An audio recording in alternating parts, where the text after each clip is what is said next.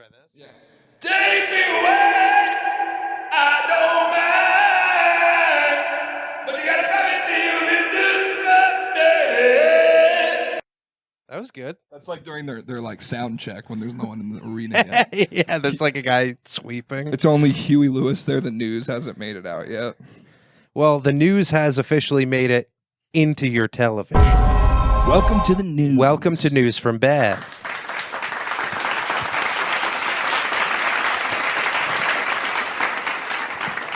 Big week. Big for comedy. Big week for comedy. We are a Shane Gillis-based podcast, which doesn't mean what you think it does. It doesn't mean we base everything around Shane Gillis. It means we are a podcast like if Shane Gillis was to be based. You know what I'm saying? Yes. That's our aura.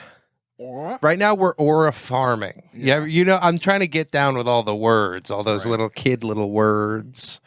There's aura farming. There's Grizz, which is like that's new Riz. That's the new Riz. That's like fat lady Riz. Yeah. Fat people Riz. And then there's Cap. Riz. Oh, Cap. There's Cap. Yeah. What did you pull up here? The dolphin who loved me. The NASA funded project that went wrong. Oh, this is about a lady who had sexual relations with a dolphin, right? Yeah, I did not have sexual relations with that dolphin. You know, this is news nowadays. This used to just be what they called college back in the 90s. Hey, you got to experiment. You would fuck all experimented types. in college with NASA. With NASA? NASA funded experimenting in college. What do you, really? Yeah, dude. What did they have you do? They needed like microphones that worked on Mars? Exactly. No, it's a NASA funded experiment. Oh, I thought you actually did something with NASA. No. See, it's called a bit here. See, because we're a Shane Gillis-based podcast, right? Patty doesn't get a lot of the bits. I guess we're a based Shane Gillis podcast. Yeah, I guess you could say that. I would say Shane Gillis's podcast isn't even a Shane Gillis-based podcast because he's on it like once a month. It's now a Casey Rocket themed podcast. I saw they're in that phase where they're reposting old episodes. No, like they have like really? They're not doing it, but there's like fan accounts that do it. Okay.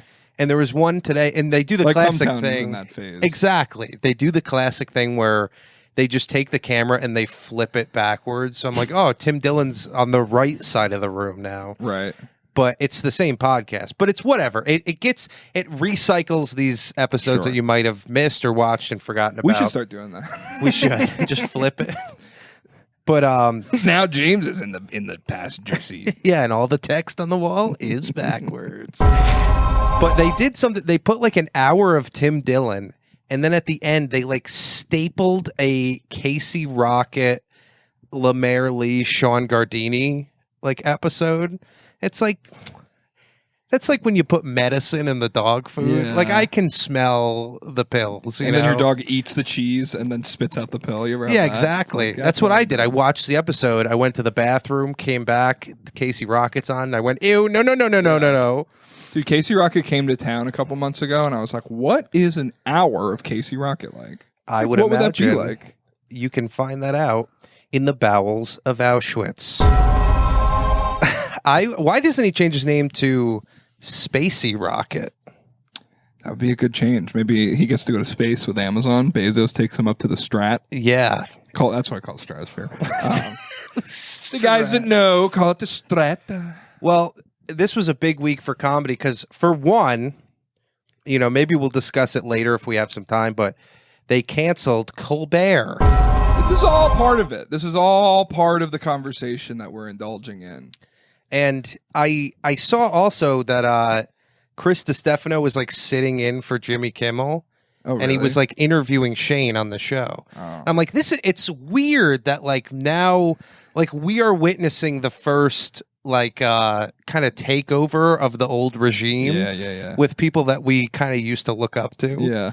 And like you don't ever think the people that you used to look up to are capable of taking this. Right. But it's a common thing that I'm always realizing in life in general is that, like we were talking about with cameramen, there's like great cameramen and then they get old and eventually there has to be a new cameraman. but it seems like it's always kind of a small step down. I do like Chris DiStefano more than Jimmy Kimmel. Right.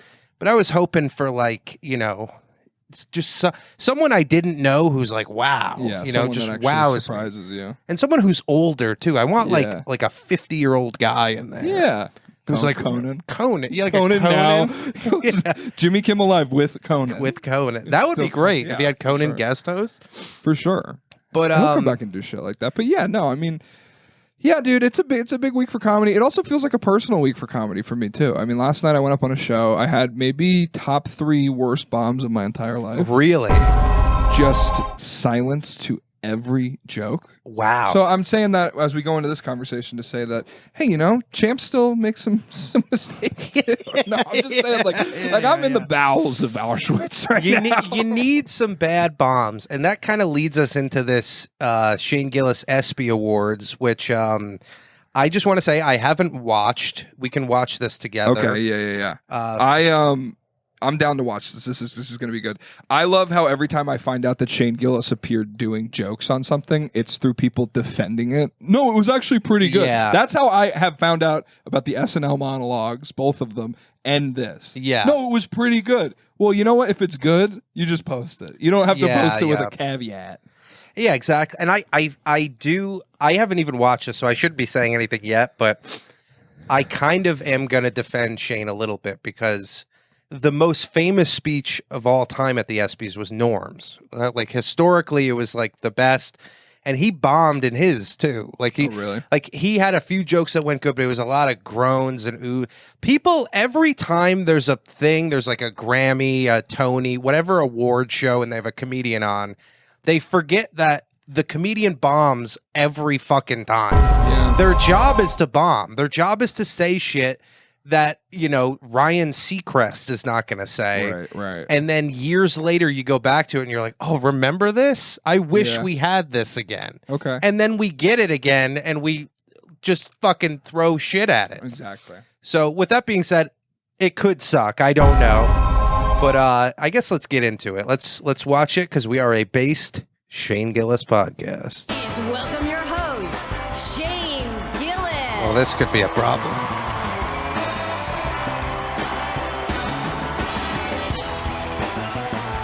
Okay. It probably sounds good on your end or on our end. It sounds bad. We have very choppy audio coming through the speakers right now. Do you think it's gonna ruin it? Like, let's hear the first joke. Okay, let's see how this to be here in front of so many amazing athletes. Yep. World champion Freddie Freeman is here. Give it up for Freddie. Yeah. Freddie, is that Freddie Freeman trans right next to him? Hold on a second. Look at that. They have the same head. It's probably his sister. It's not just, you can have a sister that looks like you and not be the trans version of a man. I don't know. They I'm gonna might meet your sisters and go, "Are you Paddy but trans?" Yeah. Well, they look like they might have swapped. They have the same chin, same jaw, same nose, and maybe it's because Freddie is so beautiful looking that like he's making his sister look masculine. But I don't know. What does Freddie Freeman play? He's the first baseman for the Dodgers. Oh, okay. He hit I'm pretty sure like a walk-off grand slam to win the World Series. I really don't pay attention to the Dodgers. You shouldn't. You should. You should. WNBA legend Deanna Taurasi is here. Give it up for her. Diana Taurasi. Oh, she's like, whatever. SGA is here. Give it up for SGA. She's shaking her head. Hell yeah, bro. He's like, And now everybody sitting around him is in foul trouble. Megan Rapinoe could not make it the tonight. Darkest guy I've ever the guy seen. on the right's like, you gonna let him say that? Shut up, dude. Yeah. No, we're going to pretend she's a good time. All right. John Jones and Nate Diaz are here. Hell yeah. Hey, Paddy, I can't hear it at all. Hey, here's man. the thing, I'm guys. sorry. We can't hear anything. So instead of watching it, we're just going to assume what happened. No. Maybe we put the text on and just... Paddy, we can't react to it. Well, how do I don't it. know if we can watch it with the way the audio is right now. Maybe we'll go back to it after and we'll see if it kind of fixes itself. But the problem is on their end, it sounds beautiful. Right. On our end, it sounds like Lemaire Lee, Sean Gardini. Come on. Should we take guesses? All right. Did you watch it? All right. Yeah. Do you want to just give me a brief summary on it? Yeah, I mean, he does like some fine jokes. The best joke I thought was he congratulates a WNBA player, and they cut to a camera, and it's this woman, this like black woman waving, and then he goes, "Yeah, you guys all just applaud for her. That's just my friend's wife." That's right. You don't even yeah. know who the I think- WNBA players are. That was a good joke. It was I think funny. it's Matt McCusker's Yeah, I wife, think it's right? Matt sitting next to her. Yeah, that's pretty funny. Yeah, it was funny. And then at the end, he does a Norm joke to like honor Norm. He goes like, "Oh, you know, like he was the best. Norm was the best, and so I want to do this joke to honor him." Like, you know, he says like this person. I don't know if he says the person who won the Heisman this year, or he said when Norm said the exact joke. He's like, this person won the Heisman. That's awesome. They can never take that away from you, especially even or unless you kill your wife in a waiter. waiter. Yeah. In that case, all bets are off. Yeah. Yeah. So anyway, I guess I'm sorry, guys. Listen, we it's had our okay. technical We don't have to watch difficulties. it. Honestly, man, we don't have to watch a 10-minute stand-up. clip It's about it's it. fine because we have It so felt much, relevant, but I guess who cares? We have so much more to get into, and if I can be honest, I don't think anyone on this podcast gives a flying hoot about Shane Gillis. I think we care more than anyone listening. Yeah, I mean, the thing that's more interesting is the discourse that came out of this, like online. Like people were, like I said, like everyone, when I see something from Shane, it's defending him, which is like, dude, you just don't want to be in that position, which is Right. just like, it means he has loyal fans and he doesn't necessarily deliver in a traditional media sense that people want him to deliver in. Sure. I think he does a fine job most of the time. Like the SNL monologues are like, okay, they're not my favorite. I think he seems like, that's the thing though, is like, I find him to be likable. I want his career to go well for him. I think he, is a talent and has like capacity to make things that, none of it, which I particularly enjoy. I don't really like tires. I really like Shane Gillis because of his Austin special he put out on YouTube. Like that's really all, that's been carrying him for me for what, 5 years now? 5 years. It's the same thing to me as Chappelle's Elephant in the Room. Yeah. That special was good enough. Even though that was Patrice O'Neal. The elephant in the room is that I can't tell black people apart. Did you mean Patrice or did you mean No, killing what them was his softly? killing them softly? Yeah, That's what yeah, I meant. no, I yeah. understand. Elephant in the room. I get things mixed up. You're a like, little damn, bit. Chappelle's fat, but he's killing. Yeah, he lost a lot of weight, lost a lot of talent too. But no, this whole discourse around stand-up, it reminded me of, there used to be kind of like these series of videos that would explain to new comics how to get by in the industry. Okay. Because the industry used to be this thing that kind of had like a path to success. And comics, I wouldn't even call it a path. I would say there was advice you could pass down. Right. Now all the older comedians go, oh no, man, start a podcast. Yeah. Kill yourself with a gun. Yeah, softly. But there was with an elephant in there. There was like almost guaranteed ways to get your career higher up. You know, there was a lot less avenues that you could explore. Now it's a lot more complex of a system.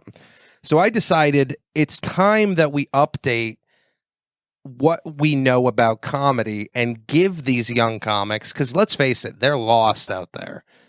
Let's give them something. They're posting stories on Instagram about how comedy isn't real. Yeah, and comedy. Let me tell you. They're posting specials that aren't very good. All these comics are so lost out there. Yeah, they're lost, and that comedy is the most real thing there's ever been. Yeah. Hey, comics out there, up and coming comedians. Are you a television show created by J.J. Abrams? Because you're lost. Was that him? Yeah. Wow. Young J.J. So his career really plummeted. He started after off that. making movie and television music. He was a musician. Really? Yeah, he made like soundtracks for stuff. Oh wow. Backdoored his way into being the guy who's going to ruin it all. Yeah. He ruined Star Wars for me. But then again, I'm not a child, so I don't deserve ownership over it. But James, I'm glad you're here because there's no one else who I like to shit on comedy more with than you. And it's just one of these things that's fun to do. It's fun to shit on shitty comics. It's fun to shit on what this whole industry is the amount right of now. Jokes me and Paddy make where we say a name that we would say the name on the podcast, but you would have no idea who this person is. And that's it's we've so also funny to we've like reference someone that only me Yeah. and Pat, like someone that showed up to. This is even a little bit inside baseball. Someone who showed up to like the tiny cupboard twice, and I'll be like, "Remember Bert Dullop?" And it's yeah, dude, Bert Dullop. That guy was horrible. And the funny thing is too, we still reference those people all the time. Yes, I constantly. mean, Christiana Jackson comes up on this podcast all the time, and I'm not even saying Christiana's bad. She's just irrelevant to the audience. To the news from bed audience. To the news from bed audience. Just irrelevant. Yeah. Clipping that, sending that to Christiana. Yeah. Because by the way, you're never gonna look at her feet. I'll just say that. Yeah, you're gonna look at a couple feet. A couple feet of breasts.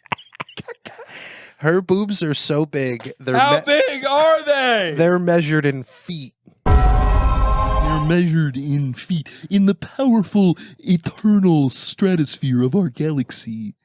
Christiana's tits are measured in Dude, these 6% are making me gonzo. I feel like a new man. Yeah, dude, your nose is growing and curling in on itself. You're taking those 6s. Yeah. Yeah, and my best friend is a rat. And you have sex with chicken. We got to get into this. James. What if I did the podcast like this? We do have to get into it, but what if I was like this? It really affects the audio. I'm sorry. It's fine. This is great, guys. Thanks for sticking with us for the show. We started out, we played a clip, didn't work. Now we're going to go into this. I promise you this is worth it. Let's get into it. Ladies and gentlemen, whether you're a comic or you're just interested in the industry. So wait, you're saying that there used to be advice, right? Yeah. What are you talking about when there used to be advice? Like things that people used to say to each other? The big videos, there's two. Fat Guy. What was and his Jew. name? And Jew. Fat Guy Ralphie and Jew. May. Ralphie and May and Ari Shaffir. That's right. They both did it at the Comedy Store. Yeah, I it think wasn't at so. the comedy shop, I'll tell you that. Yeah, and they like sat down, they're like, all right, guys, so here's what you need to do. Get your notepads out. Yeah. You don't want to tell jokes about hats. You don't want to wear gray pants. Yeah. You don't want to grow a beard. Like they would say all these things. Ralphie, there's a video out of Ralphie May. I think it might even just be audio. Or maybe Ari's is just audio. Ralphie's might be a full video. Where he's like, his advice is very technical. It's to a level where he's like, you should have a clean shaven face and don't wear hats, which is like, I mean, that's a little outdated now, Yeah. but like even like Louis C.K. doesn't have a clean shaven face. So like, I don't know how much. And Louis always wearing hats. various hats. Yeah, pimp hats.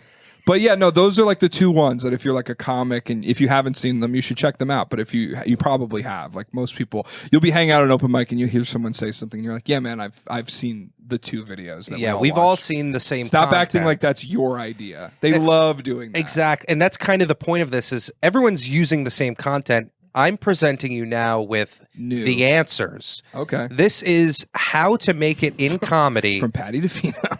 from Paddy DeFino, comedian guru. Yeah. So anyway, James, let's get on our way here. I win an award. Well, first of all, I'd like to thank my guru, Paddy DeFino. First things first, let me explain my background okay. as a comedian. It's like black felt with stars on it. Oh, James, you're going to make it far in this industry. Here I am, Paddy DeFino. There's my headshot from college baseball. Hey, headshot. I want to shoot you in the head. Let's see. I was a stand-up comedy comedian in New York for 5 years. I was actually funny for about 1.5 of those years. I know. I wish I was there for that 1.5. It was like kind of in the middle. It wasn't towards the end when I lost my luster. But I had it for a little bit, and now I'm not funny. Now I'm serious. What years would you delegate when you had it? With that 1.5 years, was it like the moment you met me to the moment I left New York? It was like probably because you wrote all my material. Exactly. See, that's the first tip for Paddy DeFino. That is a very important tip. Some of my credits, I opened for Kevin Farley once, and not only that, Kevin Farley opened for me once. Yep. And that's in order. Paddy opened for Kevin Farley. Kevin Farley got upset, and then he's like, actually, yeah, you're going to go first. That's right. And there he is. I never saw him smile like this once in the 3.5 hours we spent together. I lost my smile. He lost his smile after I did a bit about blowing Hitler's dad. Oh, how am I going to follow that? Oh, jeez, guys. Jeez. How am I going to follow this guy? That's what he did for 5 minutes after Paddy went on stage. What am I supposed to say now? And then he's like, Norm didn't tell me how to handle this kind of shit. Yeah. So anyway, that's my background. That's it, dude. That's it. That's all you need to know. Before we begin, there's a little bit of science behind this, okay? Yeah, and you're a 'Cause- STEM major. Exactly. I'm looking at this from a very Sausage, mathematical perspective. eggplant, What is that? marmalade, STEM. Oh, We're just not doing it today, huh? I think it's fine. Sync up with dude. me, man. Sync up in the bed with me. Sync up de Mayo. Here's something that's very important for you to know is the rate in which you achieve success in this industry depends not solely, but a lot on your identity. Okay.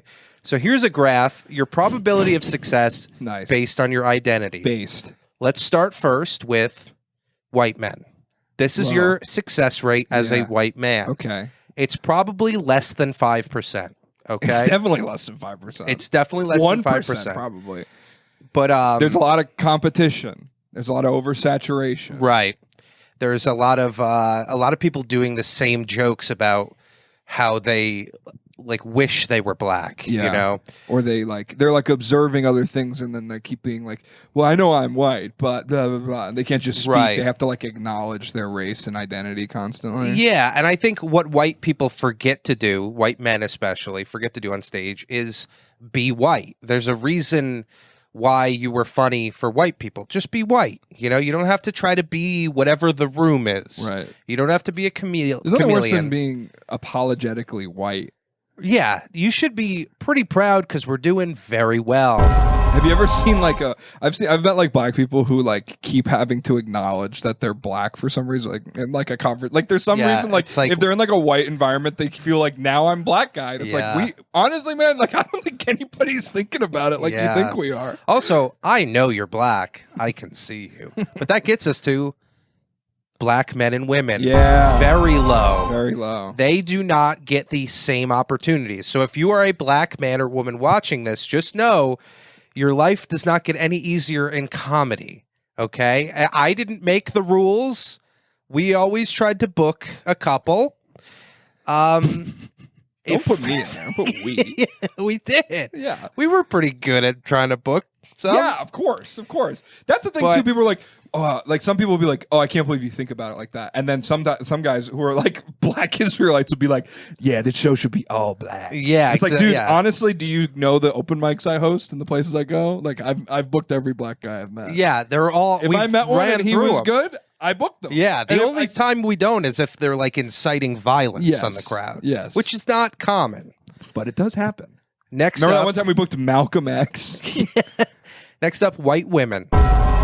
You have a little bit more chance of success than a white man, and about 2.5 times as a black man or woman. Yeah, I think this is a good indicator for how most industries work, honestly. It seems like white women do get a leg up. I think it might be a Title IX thing or something. But like, Yeah. there's a little bit of like a like even like a wealth change to a certain capacity where like women are able to get these higher corporate offices jobs and Right. stuff because it's like, oh, let's get a woman in there. It's been men for 70 years. And it's Yeah. like, oh, okay, like I guess it's just a trend that's happening. I don't really And I think a big contributing factor of this too is there's less women in general. Oh yeah. When a in woman starts common. comedy and she's like good at it. Let's get them on that Yeah. stage. She's like the most booked girl in town. right. Oh, there's a new girl in town. How do I know? Well, the 5 guys that are perverts booked her on Every day of the every week. show of the right. week. Next up, we have Asians. Listen, Big grab. Asians, you gotta quit comedy.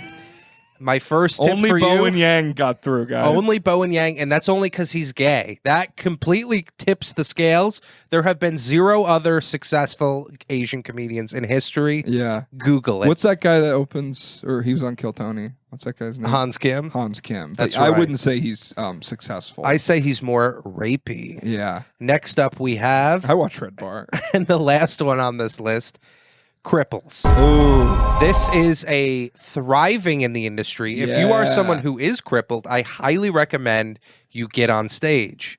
You have things to talk about. You have an interesting look. We want to look at you. Exactly. We're drawn to you. We will not try to draw you on Yeah. paper because that would be a crime. It's all that equipment you guys have. It's a magnetic. Dude, do you remember at St. Mark's Comedy Club at Cult, the guy in the wheelchair that performed, and I had to push him on stage, Yeah. and I was really high after my set, and they're like, Yeah. "Can you push him on stage?" And I was like, Yeah. like, not a big deal. Like, I don't care. They Yeah, had a yeah, ramp yeah. and everything, but I was like, what if I do it wrong? Yeah, I Like, know. I Yeah. was nervous. And I was like, what if don't I want- make him more crippled? Yeah, I don't What wanna- if I fuck up and give him the ability to walk again, and then Yeah, he can't do an act? Exactly. I feel like there's other people who be like, yeah, of course, I'm Mr. Superman over. I'd Yeah, love yeah. to push a handicapped man on stage. I was more like so high, being like, Yeah, oh. yeah, I that's did a the great job. You did. I remember I was hosting. And Oh, you were hosting? Yeah, because when you were pushing him down the ramp, I said, "All right, this is the point in the show when things are ramping down." Oh, that was and great. the crowd groaned, and he laughed, and I was like, "You gotta laugh," Yeah. because he laughed. But anyway, so this is the basic science. This is It's the just fundamental ridiculous crap. information you need to know before you go into this, Yeah. because it completely dictates your expectations. I like how you put Asians as that's all there, because there's as many white male this might not be something a lot of people recognize. There's as many white men in comedy, it would feel like, in New York. Maybe not as many, but close to. Indian guys doing comedy. Yeah, Indian, Pakistani. yeah. Guys This from does other, not apply to Middle Indians. Eastern countries, but that's not what I'm talking about. There's a lot of guys who are like Indian or Pakistani that do stand up now. Right. Yeah, and I did not include them on this list. Yeah, but I mean Asians includes them all. But like that is like, I think that's probably equivalent to white men. I think so, maybe. White men. So let's keep going here. Okay, so this is how we need to look at this whole scenario, because I could explain things to you, but I could also give you a hypothetical, and we're going to use this hypothetical to explain how you can make it in comedy. Okay, I feel like you're giving me advice. imagine comedy is a zombie apocalypse. Okay, you got a city full of zombies, Your best friend's having sex with your wife while you're in a coma. right? And then Coral. I don't know if you ever played this video game, Dead Island. Yeah, this is good. This is kind of the perfect example. Did you like Dead Island? I never played I it. thought it was good. It was pretty fun. I watched like my friends played it. It looked fun. Yeah. It looked cool. Yeah. But imagine you're stuck on an island, okay? And you have to escape it. Comedy Island. Your success is to get off of this island, okay? And you and all your comedy friends are alive, and you're huddled in a shelter, you know, and you're like, how do we get out of here? What do we do? Well, luckily, to get off of this island, there are 5 different bridges, okay? These bridges are leading This to is the better GTA 5 pastures. It is, to scale. These bridges are leading off the island, and you have to kind of use one of them to get your way off. Now, these bridges are SNL, Okay. Joe Rogan, Okay. Kill Tony, Okay. Connections/production. Okay. You're gonna have to get into that We'll one. get into that one. And a long, honest career. Hmm. Now, James, I would say we are Which one are we somewhere in? between long, honest career and Connections/production. Okay. Okay, we are not really fucking with that other side over Right. there. No. Well, 2 of those things I hate, and one of them changed my vote. And I won't say which one. Yeah, it was Kill Tony. Hey. So anyway, let's get into these specifically. The first one. Oh yeah. Oh, sorry. Before we get into that, these are what were kind of the ways that you could get off the island that do not exist anymore. Okay, these are Open the Mic old, Island. Oh yeah, Open Mic Island. I like that. How do you That's get how- off Open Mic Island to go to the mainland of successful comedy? Right. And these bridges don't exist anymore. Okay. Oh, sorry. Late night TV No, spots does nothing for you. nothing. Okay? You go do late night TV, then you come do my show in a bar the next night. Yeah, the only reason you do it is to be in the same room as like Jimmy Fallon. Be like, hey Jimmy, what does your hair smell like? Give me your hair. Hey, Jimmy okay? Fallon, give me your hair. The next one, having exceptional talent. Yeah, it doesn't this work. doesn't matter No, anymore. or else Okay, we would have been on a charter flight off Open Mic Island. Come on. we would have fused into Joe Rogan ourselves. Yes. I would have been his shoulders. And I would have had his hair. Next, Joe Rogan's like, hey James, give me your hair. the next one is being super fat or chaotic Chinese. Right. These used to be things that mattered. Yeah. They don't matter anymore. Most Chinese comics you meet now are chaotic. They're following the path that doesn't exist. Yeah. Super fat. Everyone is super fat now. You don't have a perspective that is going to change anyone's mind. Okay. Yeah. What are you going to talk about? McDonald's? Yeah, exactly. I got married in McDonald's, idiot. Yeah. My wife is a Taco Bell burrito. I dropped the ring in the ball pit. So here are some of these guys. You know, late night TV. You got Jerry Seinfeld, Famously Korean, Bobby Lee. exceptional talent. Mitch Hedberg. Here we got Ralphie May and Bobby Lee. Yeah. These are not paths for success It's cool, anymore. yeah. Bobby Lee is a good example of a guy who's never put out a special, probably performs stand-up a lot when he's in LA, but really is just riding on being a chaos agent. Yeah. Essentially like the Taking Joker. his dick out. Yeah. It's not cool to take your dick out anymore. Yeah. Hear that, Hans? All right, next. So let's look at each one of these bridges. Now that we know the bridges that have burned, Do you think there's a path over the bridge to Terabithia? I would doubt it. First one we got is SNL. Snittle. Some classic examples are Shane Gillis, obviously, Yeah, I love that because he didn't even get to do it. but his pop Yes, was it's from because of SNL. SNL. You don't even have to get SNL. You can be hired and then fired, and you will still get the pop that SNL would give you. Right, because the trajectory afterward is pretty similar. Norm Macdonald, obviously, big pop from SNL. Adam Sandler. These are just three examples. There's many more. John Mulaney, you know, Pete Davidson. there's a million guys that have fallen into this path. Now, where does this path lead? San Francisco. Why? I'll explain. Okay. San Francisco comes with what? Angry woke liberals. When you follow in the path of SNL, you bring this audience of people with you. Yeah. And you kind of step into these bigger industries that now everyone wants you to be a specific type of thing. You're heavily scrutinized after an SNL appearance because now you're mainstream. Yeah, they treat you like a senator. Right. They expect something out of you. They expect professionalism and never punching down and just being this kind of beacon, you know, like an Amy Poehler type person who is always saying the right things. Oh, I love this person. I love this. I love that.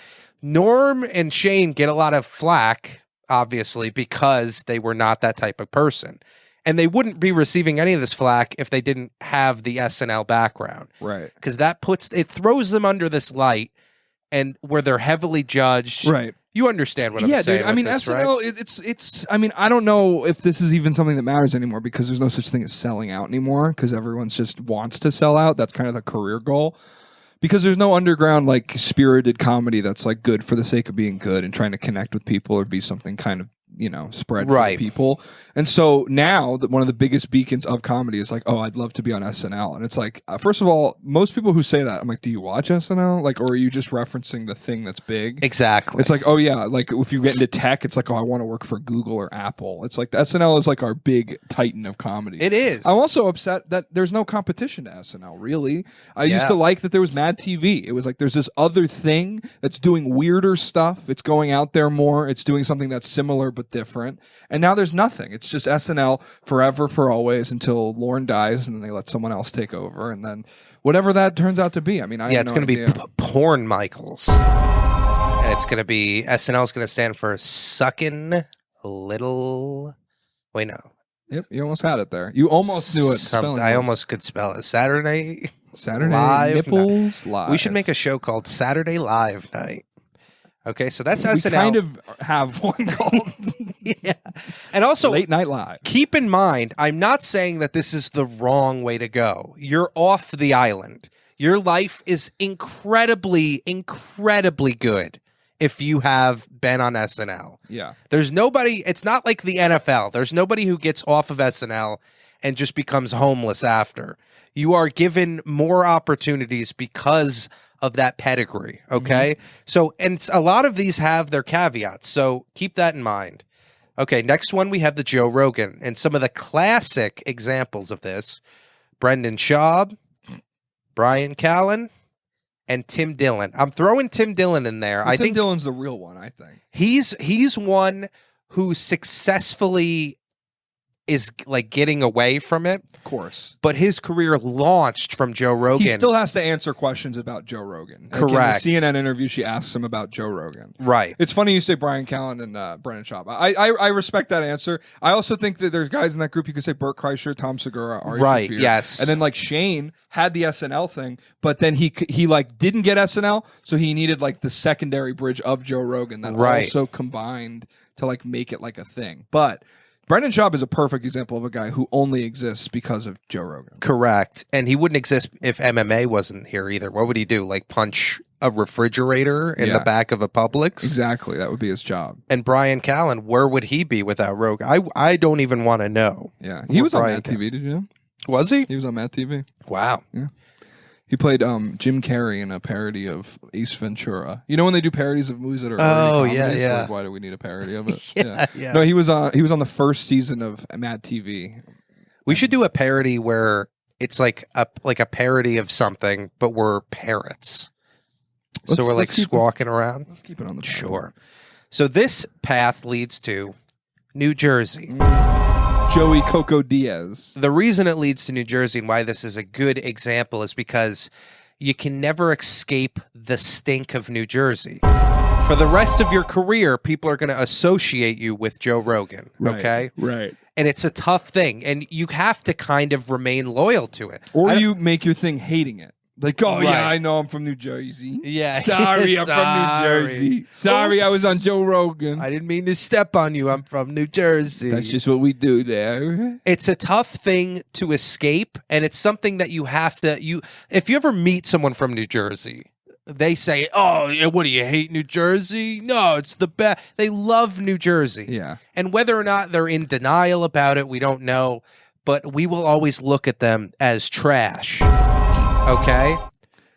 Next up we have That's it. That's all you have to That's say. it. That's the Joe Rogan. Okay. Next up we have Kill Tony. Some perfect examples. This is the newest one, it would appear. And Yeah, Oh, I hate this guy. Who is this guy? bridge. Ari Matty, This guy sucks. not a fan of Ari Matty. Hans Kim, which it's a very interesting photo here. David Lucas. These three could not be more despised, okay? And I say this Kill Tony bridge is a new bridge. It was thrown up very quickly, okay? It's rickety. It's rickety. There's some cracks in the concrete. It's a wooden. It's one of those bridges. It's a cable bridge. It moves when you walk too Right. fast over it. Yeah, or when a strong gust of wind blows, Yeah. okay? We don't even know how David Lucas got over that bridge. I can't. David Lucas should have destroyed the bridge. Yeah. You're right. But you're looking at this bridge and you're like, it's still workable. Do I try to run across it? You know, It's there's really still risky time. because you could fall off. You could fall off. The bridge could crumble. Everyone could look at that bridge and be like, "Fuck whoever goes over that bridge." Yeah, dude. You know what's funny? My buddy last night, Tony, he was on Kill Tony, and he got on, and I was like asking him a little about. I said, "What do you think that did for your career?" And he was like, "Well, I didn't have like a great set. I had like a fine set. Like this was like what he said. He's like, it wasn't like a bomb, but it wasn't like one of those electric killer things. He's like, I got the joke book. Like they gave him like the thing for doing a good job, and like, Right. they talked to him, and he said, I think Ron White was there, and he said Ron White gave him like a nice compliment. Like he said he had a nice experience with it, but it didn't necessarily do anything for his career. He's Sure. still here in Tampa doing stand up at shows with me. Yeah. So, like, you know, there's It's- guys who do it, and it doesn't do anything for you, Right. Which is like. That's something that's very odd to me about Kill Tony is that like everyone wants to get on it, and it's like, dude, like nobody gets famous from Kill Tony anymore, even right now. Yeah. It was like a 2-year thing, maybe a 1-year thing. Yeah. It was like Cam Patterson. Is that his name? Cam Patterson. Cam Patterson. He's probably the last one. I don't know if Casey Rocket was after him. I don't know either. And then like it's like these guys, Casey Rocket, and then like a bunch of disabled people that he like keeps around. Right.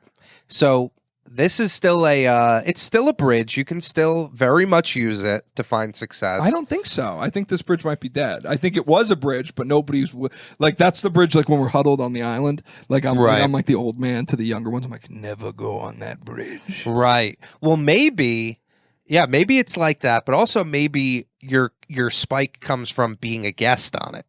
Because if you think about some of these guys that get a golden ticket, they ask him as a guest, they become kind of a staple. It's like it's a really amorphous thing where it's always changing. Yeah. The band is always changing. The cast of characters is always changing. The formula is relatively the same, but they have different things. Either way, Adam Ray's face is always changing. On right, to different guys who nobody cares about. This bridge also, James, leads to New Jersey. Because Kill Tony is still a huge part of this Rogan sphere. Right. Which means that you still cannot escape the stench. It is really a part of it, isn't it? Of the Kill Tony Joe Rogan sphere. Now, one can be, this is like you know how a rhombus in a square, like a square can never be a rhombus or whatever. They go one way or the other. Yeah. You can be a Joe Rogan guy and not be a Kill Tony guy. You cannot be a Kill Tony guy and not be a Joe Rogan guy. Interesting. And that's just in people's minds. Because he's like your grandfather in this case. Right. Like in a way, like isn't that Ari Matty guy, like he opens for Joe and Hans Kim is open for Joe? Yeah, and like, they usually go on Rogan afterward because, you know, Tony's like, Joe, you gotta have David Lucas. You gotta have this guy. He's gonna make fun of your shoulders the entire time. He's so bad you look good. Yeah. So the only difference between these two is the mafia gonna kill you. This, of course, being the most famous mafia from New Jersey, the Sopranos. Yeah. And what I mean by this is the people who go on Kill Tony, there's a quick turnaround to where the internet immediately hates you and turns on you and wants you dead. You can see it from us. You can see it from any Reddit subreddit that's about these guys. And this even goes to like the Shane thing with SNL. It's like Shane is like a great example of someone who can figure out how to make their way on a career in a new modern sort of media sense. Sure. But these Kill Tony guys, it's like The Bachelor, where to win The Bachelor, you'd think it is to get on the show and marry someone who's the main person on The Bachelor. That's not what winning The Bachelor is. What you want is to get on the show, get all the way to almost the end, and then get voted off because you've had enough screen time to become likable and someone that people root for, and you've earned a social media following. Right. That's what Kill Tony is now. It's like, can I skim off 20,000 followers by appearing on this show 3 to 5 times as a regular guest? And can I get out before? Because if you end up marrying Kill Tony like Hans Kim, like David Lucas, and you hitch your pony up to that bad boy the whole time, it's going to screw you over because the fundamental issue with Kill Tony is how unlikable Tony Hinchcliffe is. Yes. That's the biggest problem with it. If Shane Gillis was doing Kill Tony, that show would be on Netflix now all the time. I know Kill Tony is, but it's like a limited run. Right. That show would be purchased by Netflix if they had any ounce of likability in the person who runs the show. Yeah. He's not known for his stand-up. He's not known to be like an incredible podcast guest. He runs a show. He's basically like a manager at the best Burger King in town. Right. And, you know, if this is something that you feel like you can deal with, if you're someone who can handle the criticism and you think your talent can rise above, then this is a fine way to go. Because I don't recommend it. I don't recommend it either, but I think like a guy like Cam Patterson is good enough at comedy and likable enough where he will kind of transcend this Kill Tony The right cloak. guys can make it work for themselves. None of the guys on the screen seem to do. Make your fucking money or whatever. Like Hans Kim went on a financial audit show. He said he makes $300,000 a year, and that was a couple years ago. Right. Because I think he said he does 30 weekends a year, and he'll pull like $10,000 per weekend. That was like incredible. The breakdown of it. That's going to dry up, but yeah, it's like do that for like 4 years. Hey, you have $1 million. yeah. Or like you've earned whatever the taxes is after that or whatever.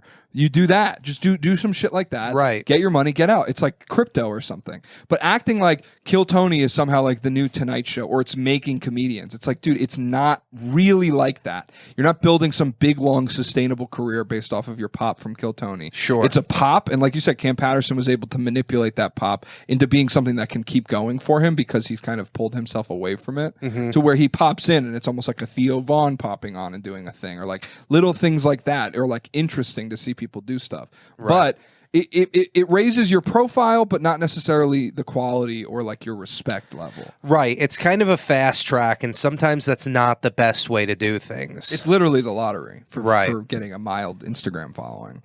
Next up, this is connections/production. This one is a little confusing to me because I don't know exactly how it works, but a few examples of this are Tim Heidecker, Nick Kroll, and Sam Hyde. And now they're all Heidecker and Kroll can kind of be put in the same boat here. Sam Hyde is a little different. He's a little bit of an anomaly, but I feel like he fits under this Explain umbrella. This one. This is the one I don't understand. So these people, I don't know whether it was through an improv thing or some kind of LA scene or whatever. They kind of popped into the comedy with their the comedy scene with their connections and with TV shows and different movies, all kinds of stuff. They kind of came out of nowhere and established themselves pretty quickly before anyone could figure out where they came from. That's a good point, because like Nick Kroll had Kroll's show, Right. Heidecker had Tim and Eric, and what's his name? I think Sam Hyde. Sam he Hyde had like had an that- Adult Swim show. Right. And all of them, I don't know what they did before that. They didn't have this like social media boom where you needed to Yes. but people do have connections like this nowadays. Like people have connections that we don't know about. Okay. Me and James are not privy to this. We don't have any connections. If we did, I'd have a bigger bed. Okay. These are California people, king. right? These are people that kind of just figured out the industry. Maybe it's a different kind of intelligence, and they found a way to keep themselves in these bigger productions, like heavily funded things to stay relevant. Interesting. So where this bridge leads, I didn't have a great example, so I just said Canada. Okay. But I think the downsides that I explain here are going to be more important than the location. Okay. Yeah, because it's not like the three of those guys. I mean, no matter how you feel about them, it's not like they like went out on stage every night and had such an incredible talent that an agent saw them at a stand-up club, Right. and tried to get them a career. Right. They had other ways of getting through somehow. Like I have no idea about how Tim Heidecker became successful. Right. Nick Kroll. He was like roommates with Mulaney or whatever, right? So they went to the same college and they did the same improv team, and they also went to the same college as Mike Birbiglia. And Okay. so when Mulaney moved to New York City, Birbiglia took him on the road with him as an opener, and he was Okay. bad. And Birbiglia was like, "You have to get good, or I can't take you on the road." And Mulaney's like, boot camp for stand up was opening for Yeah. a guy who had an audience, Right. on the road. That's an opportunity that you cannot have anymore. Unless like your Right. uncle is unless you Jim lucked out into Gaffigan. going into a college with a guy who then became a successful Right. comedian. Right. Yeah, and like even like a guy like Birbiglia, he's not even on your island or your bridges anymore, because what he did was he went to New York. He did a bunch of stand up in New York. He would go do college shows, and he talks about it. Like he said, people ask me how I made it in stand up. I can't tell you, because the way I did it can never be done again. Right. The act of doing something that's new removes it from your opportunity. Correct. The only way to do something to become successful is to do something in your own way that's something that's new. But yeah, I mean, it is an interesting path. Like Nick Kroll did improv and a lot of sketch stuff, and he did a lot of characters. And I saw Nick Kroll do stand-up, and it was not very good. It seems like that whole improv scene is a lot of what this entire bridge is. Yeah, it's like a world that we don't really know about, but it also seems like people don't make it out of there to be wildly successful anymore. Right. Well, to be wildly successful, it's a lot like, what is a Sisyphus pushing the rock up the hill? Yeah. You have to constantly be working because you have to remain relevant. So there's this constant pressure of putting things out, being in a movie, putting a TV show, having a new project. When I brought up recently a clip of Nick Kroll on Tim Heidecker's show, and Nick just looked exhausted. Yeah. Because that's the lifestyle Yeah. of these people. It's a go, go, go, go, go. They don't have the luxury of Theo Vaughn or Shane Gillis where they can be like, I don't want to do an arena right now. I don't want to do this. I'll just like chill. Let me fund a show because I think it'll be fun. I'll have my friends on. They have people they need to answer to, So this is honestly, if you have the connections, you need to use them. Okay. You shouldn't avoid this just because you're scared of working. This is like LinkedIn comedy. Correct. Networking as Yes. opposed to like working on like I mean, I'm sure they have to audition. I mean, Nick Kroll had his own show on Comedy Central, and it was a sketch show, and I liked the Kroll show. I thought, and you know what Nick Kroll did on the Kroll show? I think he did 2 or 3 seasons, and he said, "I'm not doing it anymore." Right. I think that's the best thing I've ever heard from him. Like that's the coolest thing. Like having a show, you could have done it until they canceled you, and you just decide that you've done enough. You don't want to wait around. It's like Quentin Tarantino saying, like, my next movie is my last. It's movie. my last movie. It's like, yeah. like, that's kind of like respectable, and that I feel like if you're a guy who's coming up in stand up and you're saying yes to everything in this, but in a different way, like if you're just trying to get on it through like your own way, you would just keep doing it because you don't know when your next meal's coming. Correct. Having the boldness to be like, no, I have connections. I can go make Big Mouth. I can go be in the Loving versus Virginia movie as the lawyer. Did you see that movie? No. He plays the guy that defends like the black people should be able to marry white people. Is that a real thing? He's in the Was that like a real court case? It's a real court case. I think it's Supreme Court, or maybe God, we've come so far. Yeah, but and the last name of the couple was Loving. Isn't that weird? Real. That's why weird. they say Virginia is for lovers. That's their state motto. That can't be it, No, right? Virginia is for lovers. Riddle me confused. Either way, this is. I had a nice little point here. None of these guys are guys that have the kind of independence from the industry where they can do whatever they want. Yeah, like Eric Andre reminds me of this too. Yes. Like yeah, I know he does stand up, but like there's no way someone sat down, saw that stand up and was like, let's give this guy a talk show on Adult Swim. Right. Anyone who works with Adult Swim, Tim Heidecker, Sam Hyde, Eric Andre, how did you guys get where you are? Right. How? And that's the secret. They're never going to tell you. Yeah, of course. That's why this bridge is very hard to find. Yeah. It's hidden. You have to go through the thickets and the brambles and bring a machete, and eventually you'll find this bridge. And it took you so long to find it, and it was so rare that you did, that you don't want to share the secrets of how to get there. And I understand that and respect it. Let's move on to a long and honest career. Now, this is the hardest way to go. I will say right now, if you're someone posting reels every single day and you just started comedy within the last 5 years, you're not doing this, okay? Even if you feel like you're doing it, you're not. This is the grind in silence, very slowly, Daniel Simonson kind of guy. You're not putting yourself out there for everyone to view. You are slowly sharpening your sword in silence, okay? These type of people, Carrot Top. I think Carrot Top is a great example of this. Brian Regan. Brian Regan is a great example of this kind of guy. And then the most obvious is Louis. Louis, you know, even though Louis had some connections early on, his career didn't bloom until his stand-up did. Till 40. Till 40. Till he got divorced, he had kids, he made a special kind of about his kids. And he, you know, adopted a whole new philosophy. Louis rode the 80s boom of like, oh my God, he tells a story about buying a motorcycle because he needed to get around New York City fast enough to do 8 spots in one night. Right. And getting $200 at every spot. You go home with $1,600 in like the 80s. Like, yeah. That's crazy. But that's like a guy who's sitting there silently grinding. And then when things crash out, and he talked about this, like clubs are closing all across the country. He's still going out there. He's still doing it. He kind of like hibernates as a TV writer, but that's based on the fact that he worked so much in stand-up and knew all these people that ended up being people that were like writing for Conan and writing for the Dana Carvey show and shit. And like then he got these opportunities to be able to. I don't know if you heard this story. I don't remember where he told it. Maybe it was the Marin interview where he was. Everyone was auditioning for SNL and he had to go first, and the SNL people weren't there, and so he had to go put on stage. I think I forget who it was that had to bring him on stage. Jon Stewart maybe. He's like brought him up, and then like once he was on stage, like that's when all the SNL people started walking in, but they were like settling into their seats and stuff. And like, I think David Spade was like, "No, watch this guy. He's really funny." And then I think everyone else on the show got a callback for SNL except for Louis. That's crazy. I think that was the story. Yeah. But then one of the head writer of the Dana Carvey show was like, "Hey, you want to come do this other weird thing?" And like, yeah, that's the kind of failure and things that hit you in a long, honest career. You're not going to get it from being a TikTok celebrity that people want to put fucking, you know, Garnier Fructis ads on your Instagram page. Like, you're not a fucking billboard. We talked about it last week a little bit. I don't know if that was on the Patreon or this, but about like there's stand-up shows that are Don't Tell that have the fucking Squatch bar soap ad behind them. Why are we performing with ads behind us?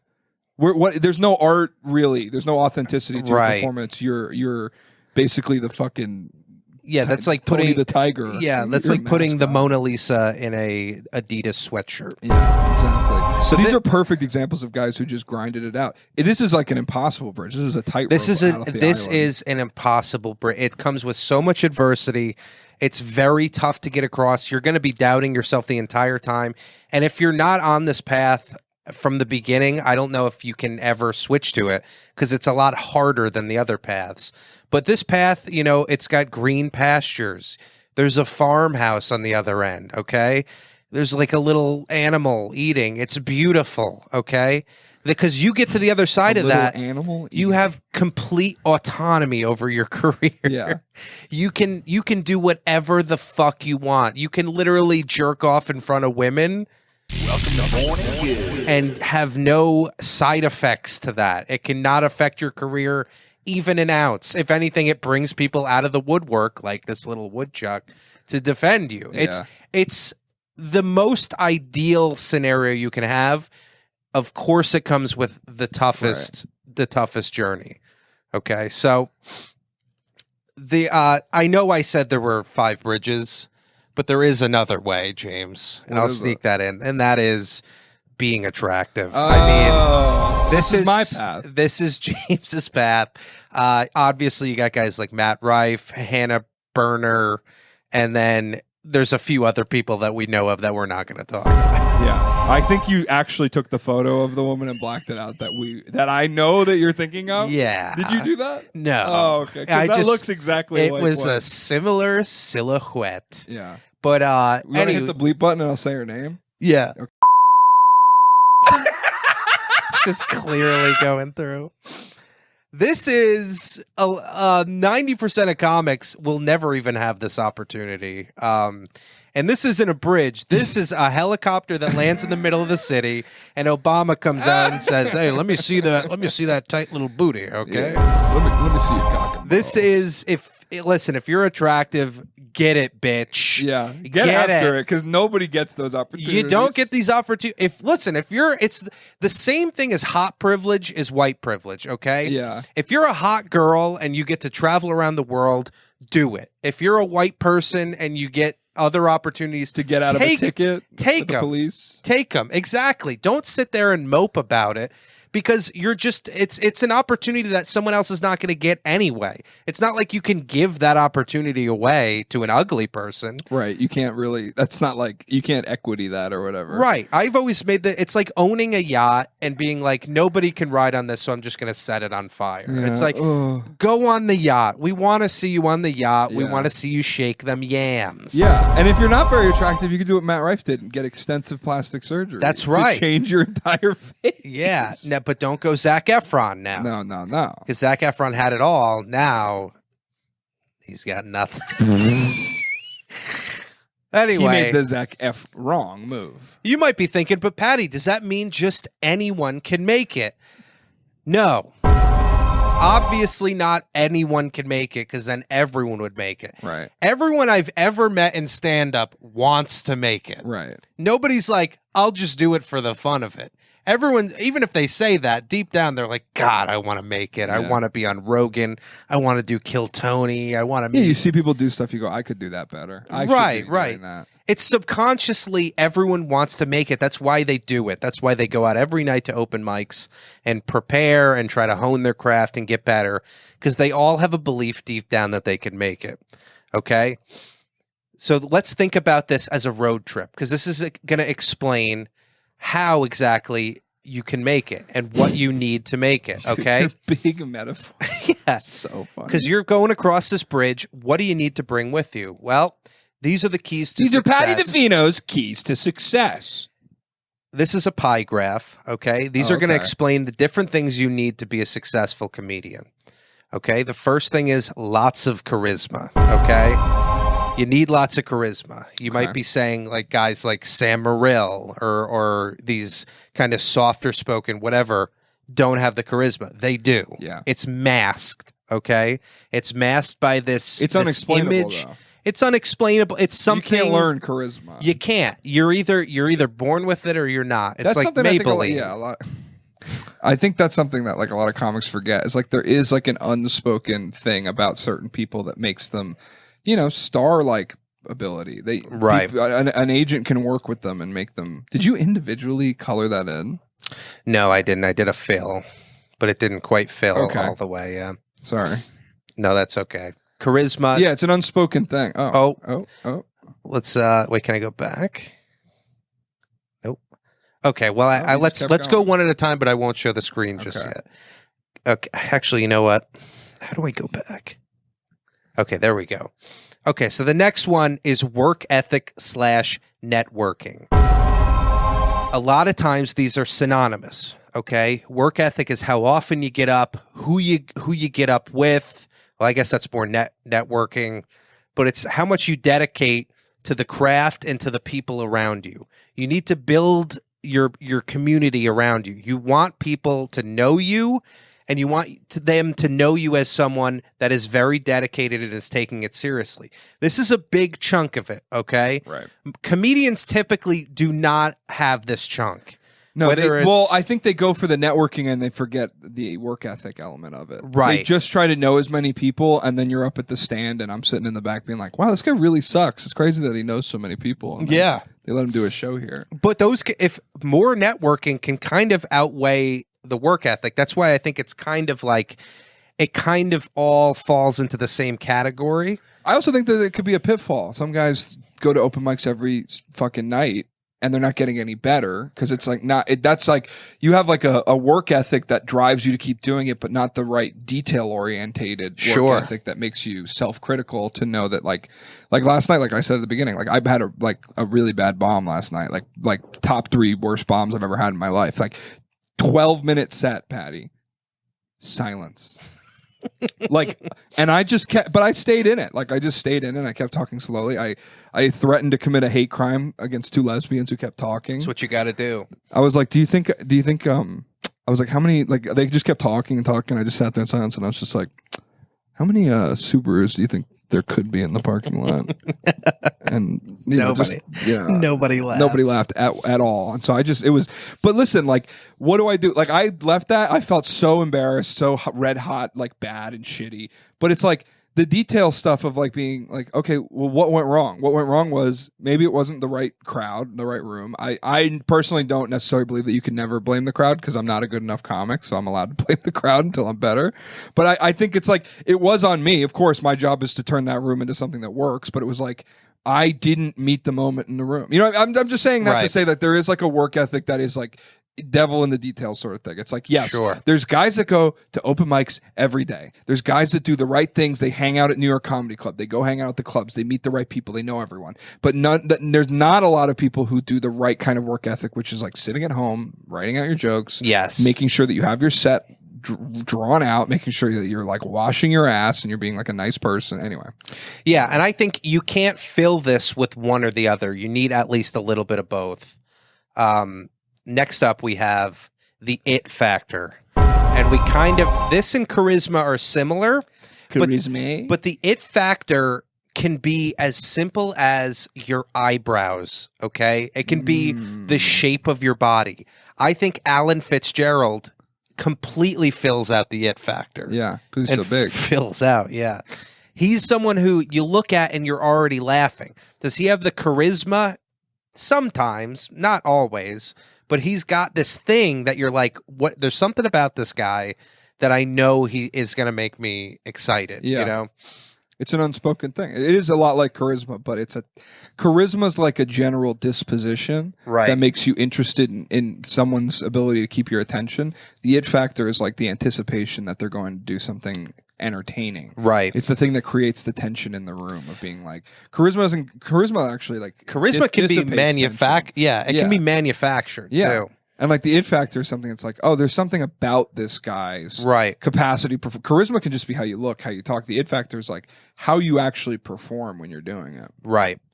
Next up, we have free time / financial support. That's a big part of it. This is something that people don't think about a lot. You need a ton of free time, or you need the support to be able to go out at night and do this.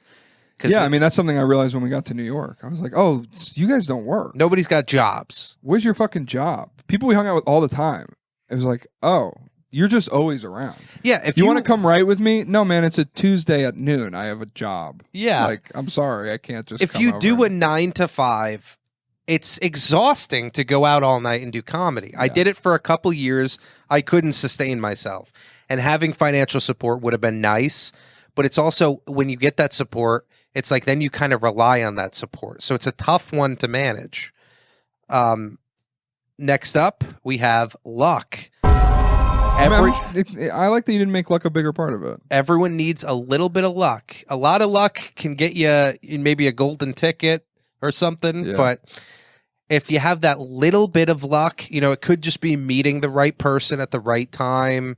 A lot of times it's that, having the right person in the room when you do a set. Maybe you even come up with a joke that I was lucky when I came up with a Harry Potter joke that got me booked for 2 months afterward, just off one joke. And it's just because something pops into your head. Okay. It's an important thing. And it's really in any industry in life. I would say about that amount. And then the last thing obviously is talent. We like to pretend that the most talented people are going to be successful, but it's just not true. You need to get that idea out of your mind. You need to focus on other things. It's great to be talented, but honestly, with comedy, you can write jokes. You can have people help you with your set. You don't need to be this super talented person to present well and to make an audience like you and laugh. We see this all the time. I wish this was bigger, but it's just not. Yeah. I apologize to anyone who's super talented, but you need to focus on other aspects as well. You're not going to make it there on just talent. Yeah. We've seen too many comics that are extremely talented. I like Joe Gorman. Yeah. I think Joe Gorman is exceptionally talented. He just doesn't have some of the other things, and it's made it hard for him. But yeah, this is, a lot of this is tongue in cheek, obviously, but for the most part, I think it's a decent representation of what you need to have. And some of these can kind of meld into each other, but these are the things that you should be trying to bring with you on your road trip. Now, Paddy, what if I don't have these things? Well, there is a solution to that. Oh, okay. And it is carpool. Okay. Who's that Someone guy on the else left? does. This is Tommy Pope. Oh, This okay. is Chris O'Connor, Lamerly, and Shane is bringing them along for the ride. Ladies and gentlemen, Yeah. you do not need any of that stuff if you have a famous friend. Yeah. I know you don't want to hear it, but a car can fit enough people. Yeah, Okay, it doesn't even quite count as networking because because it's you not don't really have to. networking because you're just your friend. Yeah, you don't. It's too late for you guys to be friends with Shane Gillis. It's too late for you to be friends with Mark Norman. Okay, it's the people that you came up with and who you were there for. And eventually, if one of them gets successful, this drastically increases your odds. Okay. Well, in conclusion, Great, Paddy. in conclusion, here are the final little things you guys should think about. Comedy is hard. First of all, it's a very hard industry to make it. You have to tell yourself that. It's not fair. It's not a merit-based, what is it, meritocracy that Joe Rogan Jordan's likes like, to what I say? love about comedies is a meritocracy. It's No, not. It's not that. No, it wasn't. You need to get that out of your head. It's hard, and you can be exceptional and never make it. And that's something you need to accept. If you truly love comedy, then you're okay with that. You can come to terms with that. But if you're using comedy as this vehicle to get yourself fame or something like that, it's not going to reward you in the ways that you want. Yeah. It can sniff that out. You can be doing stand-up and audition for something, and then you get the show, and they don't even know that you're a comedian. Right. And then, maybe you're on the show, and you can go on the road now because you're on an NBC sitcom or something. But it's it doesn't really fucking matter. Right. Yeah. So next one is there's no saying what path is best for you. Yeah. You have to be the person that determines that. You might think because we shit on some paths that you shouldn't go on them. That's not true. Some paths will present themselves to you, and you should take advantage of them. And also, I'm going to shit on Paddy real quick. Sure. Everyone's going to tell you how it works. Everyone's got their own ideas about how it works. Paddy made a big educational presentation, which I think is pretty objective. That's pretty much what it is right now. This is a good temperature of what the idea of being a comedian right now. This is kind of how it works. I think you did a great job. But I saw an older comic tell a younger comic he shouldn't move to New York, and it's like, well, you don't know what's gonna, just because you heard New York is not great for people, like, you don't know. Everyone's going to give you their own biased opinion about what they think is good. You could be watching this right now and love Kill Tony and be like, why do these guys hate Kill Tony so much? It's like, well, because we just have our own opinion on it. And you'll figure it out one day. Yeah, of course you will. You'll go back and watch and be like, can't believe it's like watching an old video that you used to think was funny. It's like, oh, this is really not that good. Right. You're just on the wave. We just missed the wave on it. But everyone's going to have their own opinion, and they're not going to be able to, I just don't think you should really listen to anyone's advice. Right. Really. If you can't figure it out for yourself, if you can't figure out what's right for you, if you can't follow your own instincts and follow your own gut on things, there's really no way of helping you, because that's a lot of parts of Paddy's little pie chart too. It's like all these things are going to lead to where they're going to lead to, and it's already kind of predestined, not for lack of working. You definitely have to work and make these things true, but your capacity and your ceiling is kind of already set in place, and nobody knows what that is until you actually achieve some certain things. I think the quicker you come to terms with that, the better off you'll be. Yeah, because I'm not telling you that if you don't have these things you should stop. I think you should adjust your expectations once you know the things that you're lacking, or try to improve on it. It's hard to be funnier. It's hard to get funnier. Yeah. That's something that's almost impossible. And it's a lot of problems I think comedians have. And we talked about this before we started the podcast. Like, it does appear, and I don't know, I sometimes will say like, well, back in the day it was like this, but I've started to try and not do that as much because I don't really know what things were like in the past. Right. But it does appear right now, a lot of guys decided I'm going to be a stand-up comedian. Right. And it wasn't as if they were so funny anyone ever said, you got to do stand-up. It wasn't as if they were some sort of, and I don't think you have to be like the class clown of your high school, but it's like, yeah, that's an indication maybe for you. If you feel like you're watching stand-up and you're really connecting with it and you're writing bits. I think stand-up comedians have put themselves in a position where they're a lot more like Instagram influencers and YouTube and content creators, which is a lot about attention. And like stand-up itself is about attention because you're commanding it. But the craft of it is actually a lot of understanding like what's working, pacing, knowing when to say certain things, having like an instinct to say something in a certain moment, like what you just said. Keeping your composure. Yeah, exactly. And like, being funny enough to where when someone says something, the thing you say back, it's like as if you're sitting in a truck at work with your coworker and he says something and you say something back. It's like, if you're not doing that in your life, if this path is not laying itself out for you in front of you and you're kind of like finding things that you're growing in some certain way at all times while you're pursuing this, you have to chase the dream that's like chasing after you. Right. I think a lot of people are forcing their way into doing something because they like the idea of doing it. Exactly. Of course, you fucking moron. Of course you like the idea of being a rich, famous person. Yeah. Like, I don't think people realize like, oh, that's my dream. I'd love to be a great, successful comic. It's like, oh, you'd love to be one of the greatest comics of all time. Do you think any of the guys who became the greatest comic of all time, like, I'm sure they were like, I'd love to be great.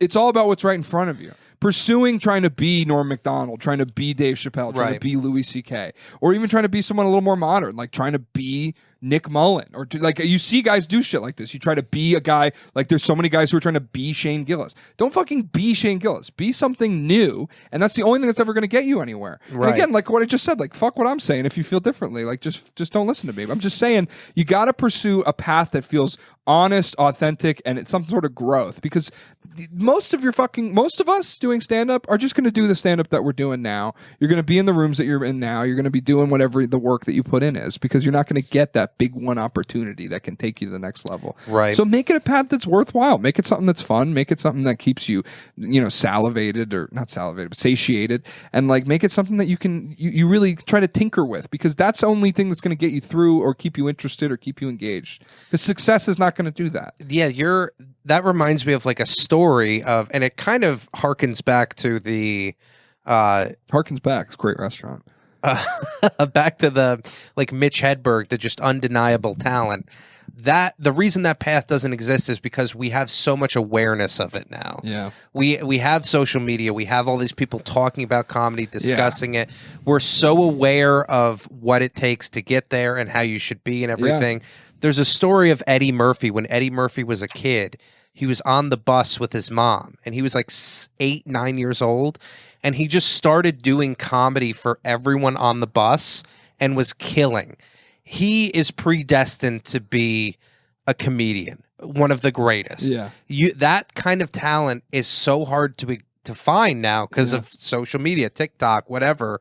People are so aware. As soon as they get a glimmer of talent or they see it, we all run to it like it's the gold rush, and we exploit it, and then they lose their sense of self because they've become this celebrity or this kind of fixture for whatever it was that they did in one video or something. Yeah. It reminds me of like JJ Lieberman, who I think is a great comic. He found that glimmer of success with the like porn stuff, and now everything he does is porn. Yeah. And God bless you, JJ. It's working out phenomenally for you, but I think you got a little more in the tank than that. I want to see you do more than that, but it's so hard to resist that temptation now that path I think is gone. Yeah. I think, dude, it's really an interesting thing, because when I started stand up, me and my buddy Mike started up a comedy club, after school club in our high school, and we did 2 shows for the school after school in our auditorium, and then like 25 kids showed up, maybe 40 kids showed up to the first one, and all we had was what existed at the time. So the only comedy advice you could hear about comedians really talking was Louis' interview on Maron, and like that was kind of it. There wasn't, it was like 2015, 2014. It was like, and I'm sure there was things out there that we didn't know about, but like the big things that people talking about comedy. Now you can watch any comic with their first interview on Joe Rogan, and you can track their whole career, because they're going to go through the career and what happened and how they got here and how they got here and how they got here and what happened next. And then they got this next big thing. And it's like sometimes getting inundated with these narratives about how someone's just a regular guy and then they get in. Like the more comics there are, the more of us are just going to be regular guys. It's not going to be an Eddie Murphy performing on the bus. You're going to be a guy who was like, oh yeah, I used to watch this guy and I really liked it, and then I got into it, just like people get into music because they really like music or whatever that is. Like, I'm really harping on like there's no saying what the path is best for you. I'm sure you have more to say, but I just think like that is there's so much narrative out there about how you're supposed to be doing this, and nobody knows what they're talking about. And it's going to plague your thought process. You're going to start thinking about it, and then it's going to start affecting what you actually do. It affects everything, dude. Becoming a stand-up comedian negatively affected my life 100%. When I moved to New York City, I was like, oh, I'm Mr. Hot Shit New York City stand-up comedian. You know what I was doing? I was performing in sheds on the street. During COVID-19, I was performing outdoor sheds that they built for restaurants to be able to have people eat, because you couldn't eat inside in New York. Like, who am I? I'm going around town. I'm like dismissing people. I'm feeling like I'm like, this guy sucks, and I know this, I know this, I know this. Because what you do is you develop your taste early on, because you don't have talent. So you're like, oh, well, what's my taste? I like this, I like this, I like this. So now I'm the arbiter of what is good and what is bad. And then when your talent starts to catch up to your taste, and you start to actually realize that you're not as good as what your taste is because you suck all the time, then you start giving people a little bit of oh, this guy's trying something. Then you become like a more holistic understanding of what this is, where it's like, oh, look at this guy. This guy's a fucking garbage man. He gets off work, he comes over here, he does his 10 minutes, he goes to bed, wakes up the next morning at 5 a.m. and goes to fucking work. This guy is like grinding because he has this unexplainable. Who was a garbage man? Julio Diaz, right? What was his name? I think so. Yeah. His name Julio? Yeah. The big guy? Yeah. Julio. He was a garbage man. Yeah. And he was on Netflix. And also Steve Yentzel was a guy who was scraping people off of trains that would jump in front of trains. Really? Yeah, that was his job. Oh my God. And he didn't make it, but he still grinds. He's still a guy. That almost was a nice thing to say, Paddy. Next up, know what to expect. We've kind of talked about this already, but have your expectations. Don't spend all your time dreaming, because then you're going to live the fantasy in your head, and it's going to make reality not as fun, okay? Take every moment you're on stage, enjoy it for what it is. Don't think about, the future. Don't listen to your friends after you have a good set also, because people are like, I can't believe you're not on SNL. Yeah, I should be on SNL. And everyone is going to tell you good set, okay? Yeah. You have to know deep down whether it was a good set or not. I can't tell you how many times I bombed and someone came up to me. Specifically, there was one story where I bombed so hard that I don't remember exactly what happened, but there was like a paramedic in the door that was like helping someone like out, and I bombed so hard that like there was someone like crippled in the door, and everyone was watching that because they couldn't stand what I was doing. And after that, Rebecca Reingold went up and she went, "That went well." And I said, "I know that didn't go well. You don't have to say that. I don't need to feel better. I know, dude. It's not going to make me feel better." Yeah, dude, I had silence for 12 minutes last night and someone said, "Great set." I was like, no. Like, yeah, I know. I was like, there. You're not helping. I'm not like a musician where I Yeah. don't know what's going on. I'm the only person talking in this room. Or I'd like to be. The lesbians wouldn't stop talking. But, you know, yeah, definitely know what to expect. And yeah, like, know yourself. Fucking record your sets. Listen to them. Don't set up. Oh, dude, nothing bothers me more than like an open mic or setting up a camera and recording their open mic set and then just posting a clip from it that goes well. Because you know what that is? You don't know what you're doing. Yes. You don't know what you're doing. And it shouldn't be, because who cares? But it feels disrespectful to me, to the medium, because you don't care enough to really learn how to do this. And thankfully, I mean, this is actually a nice thing that you prepared here, because it might help some people if anyone does actually find it. I hope so. Because it's like, that's what I'll say. Don't follow the conventions of the medium that the most successful people do. Just because Andrew Schultz does something doesn't mean you have to also post clips from shit. Like, you should be getting good. And you'll know when you're good. Yeah. You'll know when you're good, when you're booked on fucking shows. Andrew Schultz invented turning your phone sideways. So I hope you guys remember that. That was his contribution to society. That's why he was successful. Yeah. Yeah, and also, before we get to this last point, I know anyone who's in comedy is going to hate watching this. I know, because who are we to talk about it? Blah, blah, blah. Who are we? I will tell you that I am probably top 5 most important people to speak about comedy right now. And everything I'm saying is 100% true. So you can be mad at me. You can think I'm wrong. I would just very gracefully like to say, shut up. Because I'm right. I think you are right about a lot of this stuff. But I'm also the guy that we talk about this stuff all the time, too. I would, if you this said is I the was echo wrong, chamber. the podcast is over.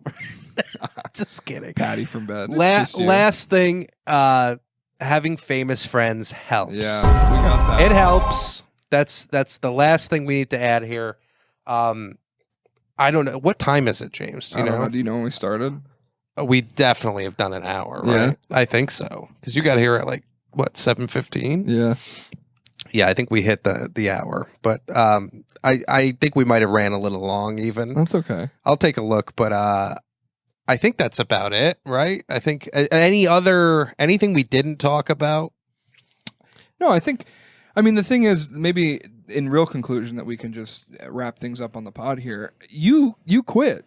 I did. So that's why I can talk about this objectively. I think it does actually give you a perspective, because you don't really have a dog in the fight. I have no dog and I have no interest. As you know, I have no interest in doing stand-up. Yeah, because you did stand up Zero. twice when And you I moved did down not here, like and it. you were like, "Wow, it's like having sex with someone you know you have to break up with or something." You're like, "Wow, I really know I don't want to do that." And I wonder, I guess, like, yeah, I mean, this is kind of your experience a little bit, because you prepared the PowerPoint. I mean, maybe I would have prepared something a little bit different. Yeah. But not because I think you had anything wrong, just because my perspective on specific things would be probably a little different. And But- also, this is something that will be outdated in maybe An hour? less than a year. Yeah. It's not going to take long for this is a current lens on the comedy scene right now. Because Paddy doesn't actively do stand-up himself anymore, he was very in the scene. I mean, we talked about this all the time. People loved Paddy in New York. I mean, me and Mike would be like, oh God, everybody fucking loves Paddy, huh? Everybody fucking loves seeing Paddy. And it's like, it wasn't all for nothing. You learn a lot about stand-up. For sure. You learn about what works. You see people get success. You see people fail. You see what works. You see what doesn't work. And like, yeah, you don't do it anymore. And I think what sucks is that you were very good. But that's, first of all, I think I was fine. I just think it being like, if you're good But at you care. that, yeah, I care. I think I care. care more than I wouldn't be making this if I didn't care. I know. So it's like, you don't do it though. You should. But I think- why not do it if you care this much about it? Because I just don't 'Cause I care about love it. I just don't love it. I care about it, but I don't love the going out every night and doing the thing and like There was something about like repeating jokes and trying to hone. I just didn't like. I like this a lot more. Yeah, because this is like it's like in the moment. You never know what's going to happen. It's exciting. I think you did it enough to get a real understanding of if you like it or not. Because there's guys who go and they do fucking an open mic for 6 months and then they realize it's not for them. They tried it for a little bit and that's what they did. Yep. And you know, I think I also hit like the point where I'm like, okay, this is like in terms of what I want to talk about and stuff. This is like the stuff I'm saying the things I want to say. I'm as comfortable as I can feel up here. And I don't know, like, I think the next steps are a lot harder to get to. And I was like, it's not worth it to me. You know, I feel fulfilled in ways outside of stand up. Yeah. I feel it's you grasping at your dreams as they float away from you. But that's very kind of you to say. Yeah, I thought, I mean, it is like, I don't really feel bummed about it because I feel like it's an exaggeration, but I do feel like I feel, I'll peel my onion a little bit for the crowd. James. A couple weeks ago, I was like talking about stand up to my girlfriend because I was feeling like her favorite conversation. Yeah. So it was just every other day. But I like got upset. Like I started like crying. And like I do like a man cry where and I can't talk because like I'm choked up. Yeah. But because hold on. Because I'm not crying. I'm just getting sincere. It's really important to me. It's very important to me that some people try to find the way to do this in a correct way that feels like it matters to people and feels like it's something that's pushing this whole thing forward. And in like a world, an island, you could say, where there's a lot of, what'd you say, foliage and brush? Oh, thickage. I got some thickage, let me tell you. No, I think you need some people to be able to say, no, this is bad. We're not just going to keep hyping people up, and we're not going to let people do stuff without going recognized. That's why I think we like a guy like Red Bars, because he recognizes that there's a real flaw in the system, and all the things you outlined of how you can become successful in comedy is not based on anything that really matters. It's all about putting yourself out there as much as possible. But I was getting emotional with my girlfriend. It was just that, like, when you feel like I'm having a hard time with the fact that I feel like I could really do something with this. When I'm doing really well, my show, I mean, I bombed last night, but I haven't bombed in like a while. Like, it's been a while. I've had some really good shows this year, these 6 months, really good sets, like really fun stuff. Any one of them that I record, I would send to a festival. I feel like that was like really good stuff that I had. And it just matters to me, I guess, to like not let it go into the dark of like people on Instagram posting clips of their stand-up and hot people taking over and all this like crap of all gets in the way of becoming famous and not actually doing something important. And I find myself going back to the older comics because when you watch new specials, it's so tainted that like I literally have been like going through like George Carlin sets. I mean, that was like, even like a guy like George Carlin, it's like, this is like a cultural icon who's like a cultural commentator who's actually talking about things that are going on. Yeah. And it's like, with love for Shane Gillis, it's like, dude, you're just talking about like people with Down syndrome. Like, this is not something. We're in a time where we could make art that's so impactful that could really affect people. And I don't want to be fucking Gerard Carmichael who thinks it's so novel that I'm fucking gay. You know, like someone who thinks they're really doing something but they're not. But I think there's a little bit more in my tank to tinker with this. And I feel like I go back and forth about, am I going to quit? Am I not going to quit? And I feel like at my point right now, I'm like, when I have seriously sat down to consider quitting doing stand-up comedy, I can't do it. Yeah. I can't do it. I understand that. Because I care about it too much and I have too much hate in my heart. Yeah. And I need to exercise some hate. And once I get a little bit on my feet better, I've been working a real shitty job. I work 3 a.m. to 11 a.m. I'm exhausted all the time. I don't make much money. I'm trying to like pay off different stuff. I'm trying to like atone for my sins from New York City of like, you know, just like spending too much fucking money. I know we're going long. I'll try to wrap it up here. But, you know, I just, despite me waking up at 2 a.m. every day to go to work, I'm still going to a show the night before and taking a nap after I get off work. Like, I can't help myself with this. And I don't necessarily have like a deeper explanation for it. I'm drawn to it and I'm protective over it. And once I get back on my feet a little bit better, where I feel like my life is stable and my girlfriend can be a little bit more secure, I'm going to start coming for you people. You heard that. He's coming for you. I just will say, you're a fantastic comic. You are the guy. When I was in New York, I was like, I want to do stuff with that guy. And a lot of people did not give you that time of day, and it baffled me. But to me, it was an absolute blessing because that meant I got more of you. So I appreciate it. And I don't want you to quit comedy. The reason I quit is it wasn't even a definitive decision. I just stopped doing it and I didn't think about it. Yeah. And I was like, oh, I'm not like, I don't feel like something's missing, so I don't need to go back to this well. But we do need people. You are right. We need people in comedy who care. And I'm glad that you are one of those people. And I think, maybe this is the catalyst for something, Hopefully this was a little inspiring. Now I'm getting choked up, dude. Oh, no. This is like the most beautiful episode of the podcast ever. But no, I'm just very thankful for you. So I'm thankful for you. Let's man. get out of here. Let's get out of here. Well, listen, You wanna guys. go play Mario Kart? Let's go play Mario Kart. Let's decompress a little Yeah, bit. see you guys later. Thank you for watching, everyone.